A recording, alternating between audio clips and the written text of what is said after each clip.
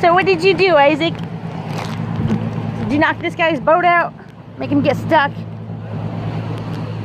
What has your day consisted of so far on this lovely Sunday afternoon? Making sure people are safe. You are amazing. Thank you for being like kick-ass boat rescue, man.